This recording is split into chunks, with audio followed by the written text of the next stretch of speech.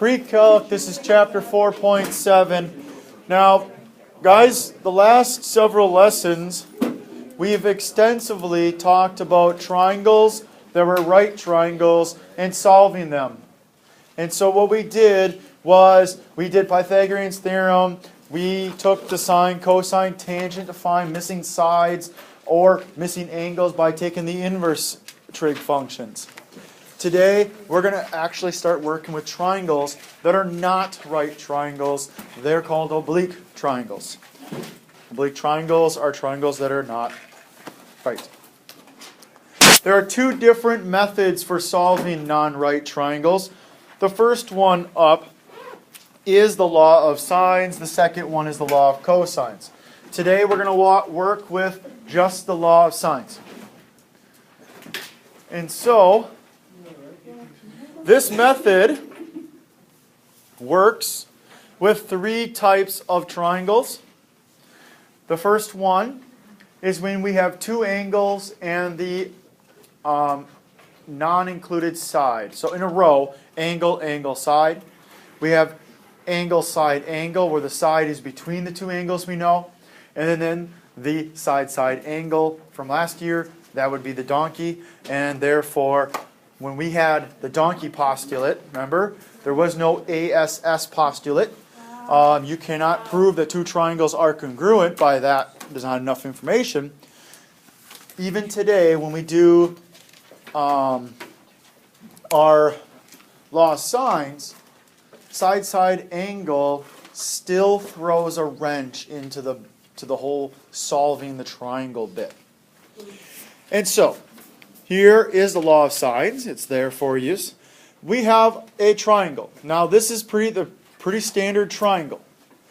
We have A as an angle, B as an angle, C as an angle, and if you notice, all three are capital letters. The sides that correspond with the angle is a lowercase letter. So A's angle is capitalized while going straight across, opposite it, that it opens to, would be side A, and it's lowercase. 90% of the time, when you guys draw your triangles, it's probably just easier to go A, B, C. Some of our problems will have different letters. Use those appropriately. So, what is the law of sines? The law of sines is this thing right there that says that the sine of A, angle A, divided by its side length is equal to the sine of angle B divided by its side length equals the sine of angle C divided by its side length. All three of those are ratios that are equal to each other. Therefore, I can't solve all three of them in row like that. I take two at a time, creating a ratio equaling another ratio, and then I can cross multiply to solve. And so we're going to use cross multiplication today. We're also going to have to use our calculators, so make sure we have those handy. And here we go. The first problems up are the angle side version. And as you can read, if you have an angle side, actually they don't tell you, you're going to have a solution. One solution. That's kind of nice. Or no solution, I guess. But I think these ones should always have a solution. I think there's always one solution for these ones. And we always start off with the fact that if you're given two angles, what's something I could find really easily? The other angle. The other angle, because all angles have to add up to 180. So it's 180 minus 63 minus 51. What is it? 66. So I can go in here and I can put 66 degrees in for t. That's probably something I would do right away. It's something that I am fairly confident on. And anytime I can do something with some confidence, it's good way to start a problem. Now I'm going to start setting up my ratios. What I'm going to do when I'm doing these ratios is I'm looking for the problem that has a pair in it. Which one has both the angle and its side? R. So therefore, the sine of 63 over 13 is equal to the sine of 51 over s, that's an s, which equals, now we found that third angle, I don't have to call it t anymore, sine 66 over little t. Now, there's something else that we should possibly talk about here. If I'm talking about triangles, the largest angle will be opposite the largest side. The largest side will be opposite the largest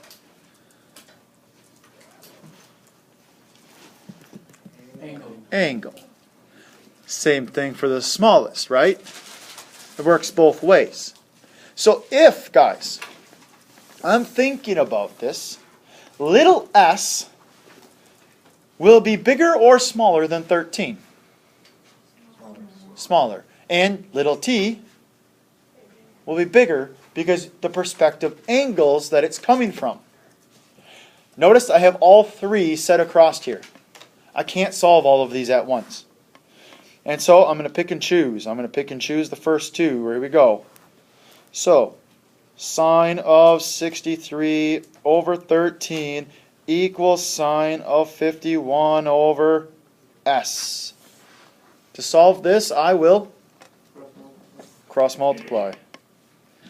So, 13 sine 51 equals s times sine of 63. To get s by itself, divide by that sine of 63. Now, wait a minute. I got a sine on top, sine on the bottom. Can I just cancel the signs? No, you may not. So please do not do that. But I could take my calculator out. Make sure that if you're using the gray standard scientific calculator, you put them in correctly on your calculator. If everybody else, make sure you're in what mode? Degrees. And do 13 times sine of 51. Enter. Divide it by sine of 63. Enter. And up above it says round sides to the nearest tenth, angles to the nearest degree. So what do we end up getting? 11.3. 11.3. And 11.3 is smaller than 13, which we should have gotten. It's a little self-check to make sure we're doing things correctly. How did you pick? Why did you choose? So what if... Now I found S. I'm not going to use S to find T. So what I'm going to do instead is I'm going to go back to the original and I'm going to grab the first and the last and put those together. So sine of 63 over 13 equals sine of 66 over t, and then solve for t the exact same way. So I'm hoping people are like, oh, this is pretty easy. I like this stuff. As long as I have a calculator handy, this is going to be no problem for me. I'll be waiting. And so therefore, cross multiply, t times sine of 63 equals 13 sine 66. And then divide both sides by sine 63. Gone. Now, t should be bigger than 13 now. Is that true? And what do we get? 13.3. Not much bigger, but it still is, right? And that's all that matters. It just had to be bigger. We're good to go.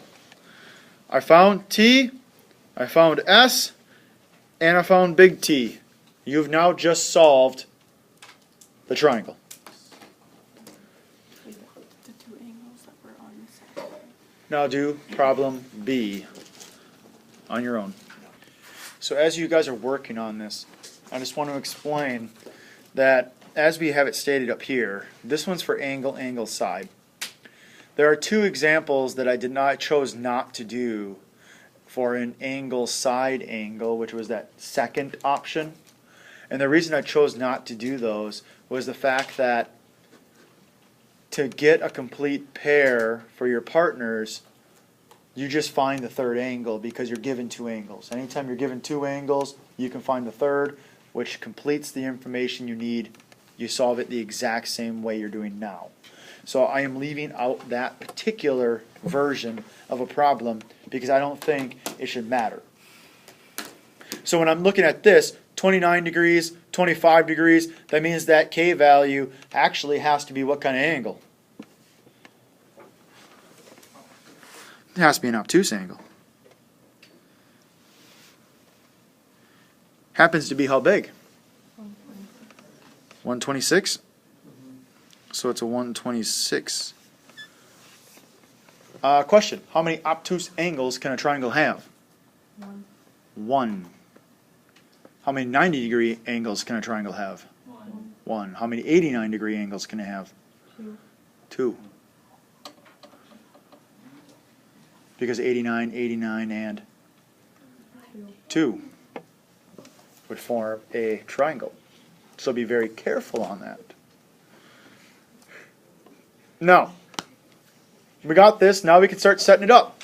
Sine of 29 over equals over. Can you solve for K?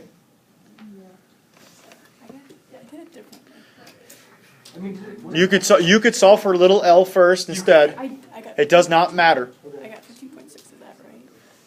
Some people are saying they got 15.6. I'm leaving out the math magic here. Multiply both sides by 18, both sides by k, aka cross multiplied, and then divided by sine of 29. Do you get 15.6? For k? 15.7? Okay. We're getting 15.7 maybe, because we're supposed to be rounding. Okay? Rounding to the nearest. That's for L. Oh, that's for L. Okay, we got to get this out of here. I solved for L for What's K then? 30. Okay. So I solved for L first. Guys, when I go to solve for L, I'm using the exact same pair that was given, 29 and 18. That will equal a sine of 25 over L. So L is the 15.7. Wait, does this make sense? Should K be 30? Well, think of this. Isn't 126 like 5 times bigger than 25? So shouldn't K be 5 times bigger than, say, L? L was 15, and 15 times 5 is 75. How come it's only 30? Because those type of ratios don't exist, guys. They don't ramp up just because an angle is 5 times or 4 times larger that the side opposite has to be anything bigger than another one. That doesn't work. So be very careful on that. So it is 30. Yes, so we would say we got 126, we got K equals 30, and we got L equals 15.7. Hopefully you guys are like, hey, these are pretty good, I like them. Of course, we got to kick it up a notch a little bit, right?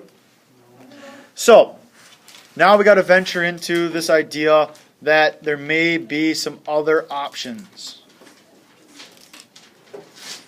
Here it is. I don't want you to copy that big, huge block. The biggest thing you need to take from this slide is that there's something called the ambiguous case. It's the side-side angle case. Side-side angle gives you 3 options. There's either no triangle, there's exactly 1 triangle, or more than likely 2 triangles that work. If you just follow your math correctly by setting up correctly and taking the inverse and all of these things I'm going to show you in a little bit, you don't have to worry about trying to make connections where A is less than B and A is less than H, no solution, stuff like that. These little diagrams are just showing you potential ways where you could have things that don't work or do work. But basically, it says that if your angle is opposite a side that's supposed to be smaller than the largest angle, because those don't jive, obviously you can't create a triangle then. Because remember, the whole idea of the largest angle should be opposite the largest side. So therefore, some things you should know or recall, they won't work together if it doesn't work, if it doesn't fit those descriptors. So I don't need you to write this down. We will see this in our work. So, this is the one or no solution case of the ambiguous case. Again, sides, tenths, angles, nearest degree. Notice they also did not give you what? They didn't give us a triangle. You got to create your own. That's A equals 12. Okay. So, almost always, I'm just going to make my triangle look like this. With A, B's, and C's. And then I'm just going to fill it in. Little a is 12. Little b is 8. And b was 61. Hey, you're like, hey, I'm pretty happy about this. Do I have a partner? Yes. So that would be sine of 61 over 8. And then I'm missing a pair for the a's, right? But I got one of them, so can't I just do this? Sine of a over 12. Could I solve for a? Yeah. Multiply both sides by? So these are gone. Sine of a equals 12 sine 61 over 8. I take my calculator, I take sine of 61, multiply it by 12, divide by 8, and I get, what do I get? 1.3. So, to get a by itself, what do I have to do? Take the inverse sine. Cool. So these cancel away, leaving me with a, wait a minute. It's an error. It says an error. Error. It says an error. So no Why? solution. There's no solution. Why would that be an error, guys? It's bigger than 1. Yes, the ratio. Guys, you can only have a sine or a cosine value that goes to 1 and all the way down to -1, remember? You can't take an inverse of a ratio that's too big. So therefore, no solution, which means there is no solution, no triangle being able to be created.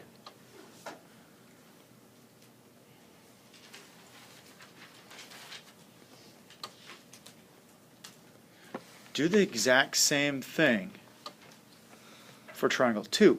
You're done on triangle 1. You can't do anything, you're done.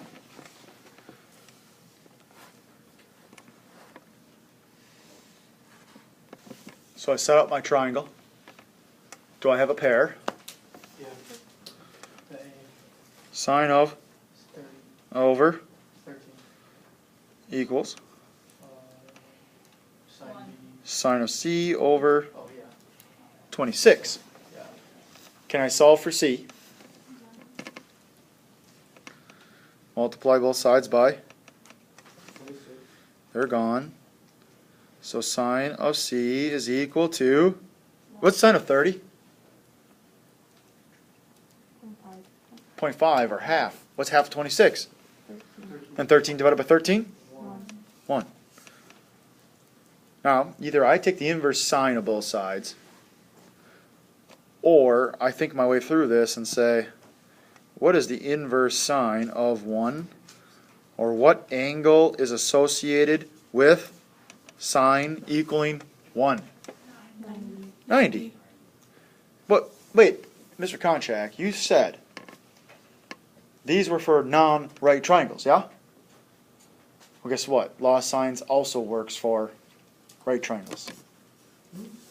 So that means, think of this. If C is 90, it's a right triangle. I cannot have anything else but a right angle in there. 30, 60, 90. Oh, it's a 30, 60, 90 because they have to add up to 180. 180. So now you found your two angles. The only thing left is to solve for side B. And you can do this by setting up your next ratio. Sine of 30 over 13 is equal to sine of 60 over B. I'm not going to do all of that, but I'll tell you, you should end up with probably, what, 13 times the square root of 3? And how did I know that off the top of my head? I don't know. What kind of triangle is that, guys? 30, 60, 90. That's a reference triangle. What's the side ratios of a 30, 60, 90? 1, 2, square root of 3.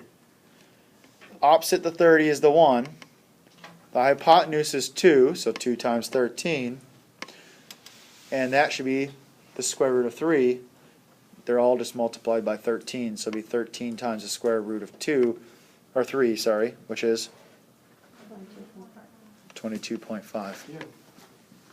So you can do it the long way, or you can use the fact that you guys have done these triangles before with our common ratios. But here's the thing. Not every time do I take the inverse sine and come out with one answer. Let me ask you this. What's the square root of 25? 5. It's 5. Plus 5. No, if I ask you for the square root of 25, it is 5. But if I said, what's x squared equals 25, what's x? 5. 5 or negative 5. Soon as I threw it into an equation, you had to solve for all possibilities, yes? Now, think of sine. Sine of what angles is equal to 1/2? When is sine positive? What quadrants? 1 and 2. So that means 1/2 comes up twice. Sine of 30 is equal to 1/2, but so is what? Sine of 1/5. Yes, sine of 150. So sine of 150 and sine of 30 both give you a viable option for the equaling 1/2. So if I asked you what's the inverse sine of 1/2, you need to state 30 and 150. Because 30 and 150 both are less than 180 and potentially have ramifications of creating a triangle. So be very careful. Let's take a look here. A, B, C, 38, 8, and 10. It looks pretty straightforward. It looks normal, doesn't it? So you set it up. You're like sine of 38 over 8 equals sine of B over 10. Run-of-the-mill type of problem. We're setting it up. We're figuring this stuff out. Multiply both sides by 10. So sine of B equals, what's 10 times the sine of 38 divided by 8? 76957. So about 0.77-ish, give or take. Right-ish? Good, thanks. So that means to get the angle, I'm going to take the inverse sine. They cancel over here. Boom. Sorry, the whole thing, not just there. So you get B equals what? 50.35. It's 50.35. Round it to the nearest degree. 50.4. 50 degrees. Make it easy, yes? So I go out to my triangle. I put 50 in. And now I'm like, hey, I know two angles. I can find the 38 plus 50 is 88. Leaves me with how much left over? 92. Can you find C finishing that with your law of sines? Yeah. I don't think that should be an issue anymore. But, wait a minute. This is solving for an angle. It's an equation. 50 degrees is here in the first quadrant because sine is positive in the first quadrant. But sine is also positive in the second quadrant. You guys told me this. And 50 is not just used as the angle, it's also used as the reference angle. To get to here, what is that angle? 130. It's 130. So guess what we have to make? A whole new triangle Kidding me? with A being 38, B being 130. This is 8 and B was 10. And if I let A or B be 130, can a triangle actually exist? Can I have a 38 and a 130? What's left over for C? 12. 13. Which would lead us to another or a different value for little c, yes? Yeah. There are two different answers. The question that comes up, do I need to state both? Yes. I'm not going to do question number 2 there, but it's the same process. Now, I'm going to say the ambiguous case almost all the time leads to two different triangles. Now, if I was to do all of this work and I came out to not 50, but what happens if I would have came to something like, I don't know, 10 degrees? If B would have been 10. So I put 10 in here. I could find another angle for C. Could you guys agree with that? Yeah. But if I had to use 10 as a reference angle, the other angle would end up having to be what?